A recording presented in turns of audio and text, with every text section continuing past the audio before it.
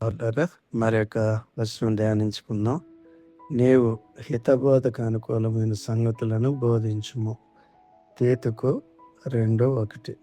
క్షేమాభివృద్ధి నిమిత్తము హితబోధకు అనుకూలమైన సంగతులను బోధించమని పౌలు తీతుకు ఉపదేశిస్తున్నాడు.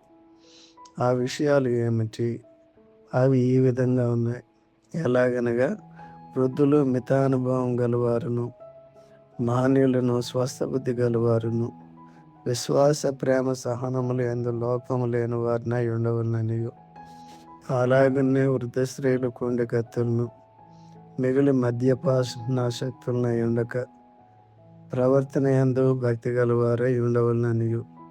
తీతు 2:2-3 మరియు ప్రభు దయాళుడని మీరు రుచి చూచిన ఎడల సమస్తమైన దుష్టత్వమును, సమస్తమైన కపటమును, వేషధారణను, అసూయను, సమస్త దూషణ మాటలను మాని క్రొత్తగా జన్మించిన శిశువులను పోలిన వారే నిర్మలమైన వాక్యమును పాల వలన రక్షణ విషయంలో ఎదుగు నిమిత్తము ఆ పాలను అపేక్షించుడి. 1 పేతురు 2:1-3. ప్రభు ఇటువంటి గుణములతో, మంచి గుణములతో మిమ్మల్ని ఆశీర్వదించునుగాక. ఆమేన్.